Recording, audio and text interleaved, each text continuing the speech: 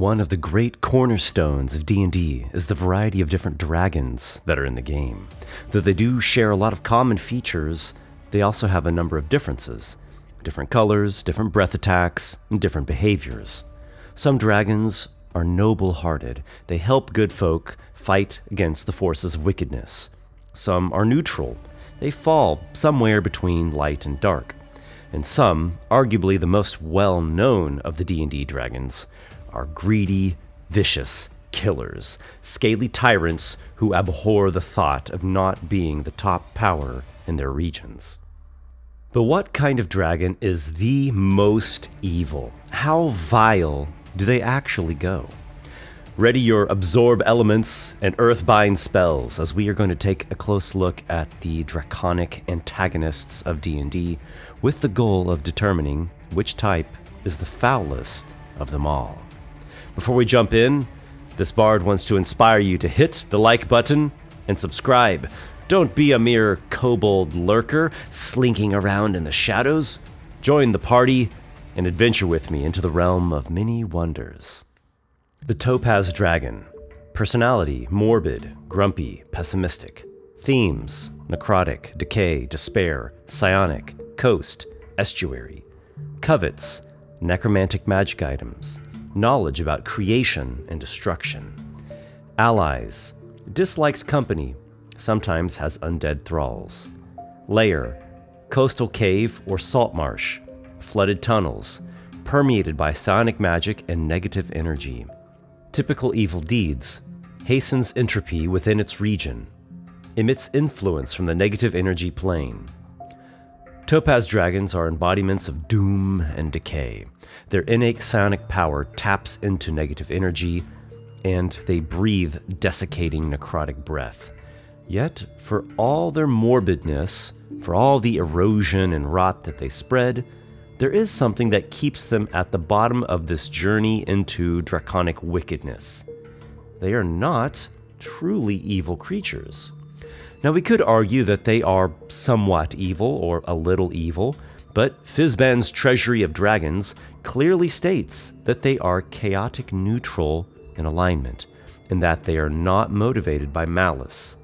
That is to say, they have a negative influence and they are capable of doing some bad things, but they are not particularly motivated to harm others. Rather, they see death and decay as natural forces, which they are, and they see undeath as a curiosity, but not something to be wielded to conquer the realm or to bring undue suffering to innocent people. So all in all, the Topaz Dragon leans toward evil in some regards, but it's just not bad enough to actually be categorized as full-on evil. Deep Dragon. Personality: cunning, manipulative, knowledgeable, secretive. Themes: Underdark, nightmare, spores. Covets: lore, arcane secrets, information. Allies: possibly Underdark denizens. Lair: underground cave, secret passages, fungus. Typical evil deeds: manipulates and tricks others in order to achieve selfish objectives. Deep dragons live far below the surface world, dwelling in caverns or lakes of the Underdark. They are infused with the strange magic of that sunless realm, and psionic spores both infest them and are utilized by them to psychically control others. Like green dragons, the deep dragons are crafty and even subtle, but whereas greens also have an aggressive, vicious side, the deep dragons are more hesitant to resort to violence. They truly prefer trickery and manipulation, though if they do engage in battle, they have a number of abilities and strengths. They are less powerful than the chromatic dragons, who are essentially their cousins. Unfortunately, Fizban's Treasury does not give much lore about deep dragons. It's not as much lore as the monster manual provides for the chromatics. The book does not make deep dragons seem all that awful, more like somewhat evil, or perhaps the deep dragon is willing to commit evil acts when the opportunity is right. If we look at the Draconomicon of 4th edition, we find the purple dragon, which is the spiritual predecessor of 5E's Deep Dragon. I do wish these would be two distinct kinds of dragons. The purples of 4E are described as being slender dragons that are more of an explorer type than any other kind of dragon. They particularly love exploring subterranean places and the Underdark, but they are still primarily manipulators, preferring control whenever possible. And they are also still lore seekers, with the most ambitious purple dragons seeking the knowledge of how to become like a god.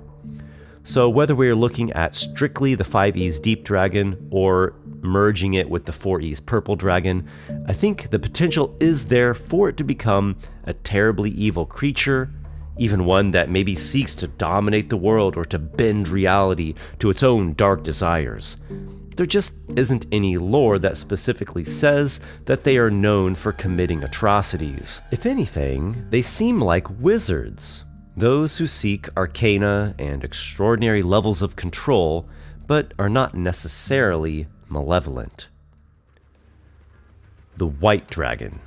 Personality: brutish, primitive, voracious, vengeful, greedy. Themes: cold, ice, predator. Covets: diamonds, ivory, bone sculptures, ship figureheads, magic items from bold adventurers. Allies: kobolds, sometimes frost giants. White dragons are often solitary. Lair: ice cave with treasure and corpses frozen in thick ice. Typical evil deeds: kills to obtain plunder or selfish objectives. Commits malicious revenge. White dragons are the simplest of all the true dragons, with inferior intelligence and more beast-like natures. They are master hunters, capable of survival in harsh Arctic environments, and like all chromatic dragons, their immense greed drives them to hoard as much treasure as possible. Also typical of dragons, they are extremely prideful. Whites seethe with rage and vindictiveness when slighted, and are known to exact revenge in extreme measure. There is no doubt that white dragons are evil, but they are less evil than some other kinds of dragons. This is due to the fact that they are somewhat ignorant. They're possessed of simple, brute natures. Compared to others, we cannot rate white dragons as the most evil kind. The Blue Dragon. Personality: vain, narcissistic, controlling, territorial, methodical. Themes: storm, desert, coast, overlord. Covets: gemstones, powerful allies. Allies: bards, mages, lore keepers, assassins. Lair: desert, badlands, or rocky coast. Plenty of sand or soil in which to burrow. Traps: onkegs and giant scorpions. Typical evil deeds: raids caravans and towns. Kills to obtain plunder or selfish objectives. Kills or grievously harms anyone who insults it. Devours herds of livestock. Blue dragons do not tolerate any kind of insult or slight. They take pride in being powerful overlords, and even hinting otherwise can provoke them. But they do not fly out of control or burst into tantrums. They are tactical and patient. They will harry their enemies and hit and run for days at a time if need be. There is no doubt that blue dragons are evil. They will hurt or kill to get what they want. They are blinded by pride and a desire to lord over others. They are calculating in their malevolence, fully aware of what they are doing. However, there are others that are certainly more evil, more sadistic, more insidious, lacking of any positive qualities. There are plenty of other dragons that are simply more noxious in how they affect the world. The Red Dragon. Personality: conceited, prideful, extremely greedy, dominating, rageful. Themes: fire, mountain, volcano, tyrant. Covets: all treasure. particularly loves treasure taken from those it has slain. Allies, evil humanoids that it enslaves or dominates. Lair, cave, mountain, volcano, mine, or dwarven stronghold. Fiery hazards. Typical evil deeds. Tyrannizes whole regions and populations. Kills to obtain plunder or selfish objectives. Enslaves through force and terror, slaying those who do not comply. The Red Dragon is the archetypal evil dragon. It considers itself the scion of the dragon goddess Tiamat, and that all the world is its to rule. Reds are the epitome of draconic greed, pride, and aggression. It's hard to think of another kind of creature that lusts after wealth as much as red dragons do. They truly embody the upper limits of lust for treasure hoarding. Among the chromatic dragons, reds are the most powerful, the most rage-filled. They dominate their territories as totalitarians, forcing everyone there into servitude or otherwise pay with their life. While the red dragons are very evil, we can find other kinds of dragons that take evil to an even deeper level. The Green Dragon. Personality: cunning, treacherous, corrupting, deceitful, manipulative.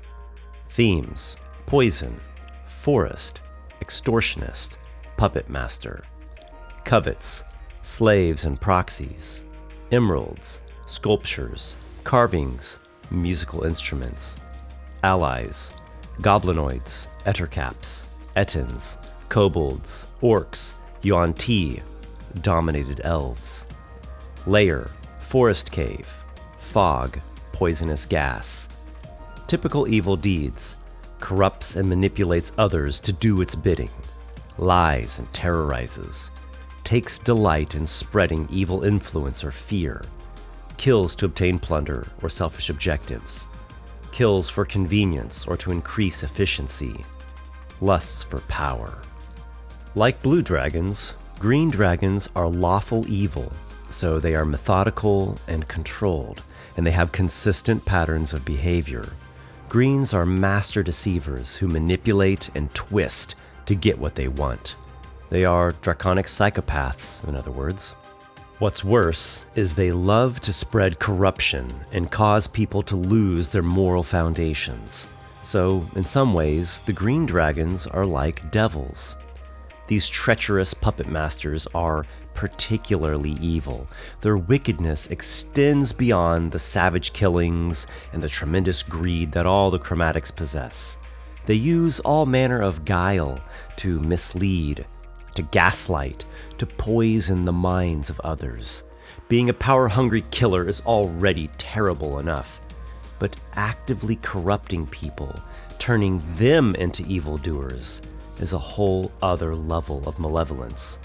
And the Greens relish doing this. Well, as the Monster Manual says, they are thoroughly evil. The Black Dragon. Personality: vile, hateful, sadistic, corrosive. Themes: acid, swamp, doombringer, ruin. Covets: treasures and relics from fallen kingdoms and dead empires. Allies: evil lizard folk, shambling mounds, kobolds. Lair: flooded cave or ruin, infested with centipedes, scorpions, and snakes. Typical evil deeds: sadistically plays with and tortures foes, kills to obtain plunder and selfish objectives, endeavors to destroy civilizations and reduce societies to ruins. The Monster Manual clearly states that black dragons are the most vile of all the chromatics. Even their appearance looks more fiendish or even undead, with their demonic horns and skull-like faces. They are greedy and murderous like all chromatic dragons. They love lying and making false promises like green dragons do, but instead of poisoning minds and weaving webs of manipulation, they would rather destroy society outright. For whatever reason, the black dragons loathe the development of cities and the people who live therein, regarding them as weak and unworthy. A black dragon loves to dwell among the ruin of a collapsed society. Demons are one of the utmost evil kinds of creatures in D&D, and the black dragon is the most demon-like of dragon kind. The Dracolich. Personality: narcissistic, dominating, destructive, vile, manipulative. Themes: undead, magical, recurring. Covets: immortality, magic, absolute dominance. Allies: any, layer, per the base dragon type.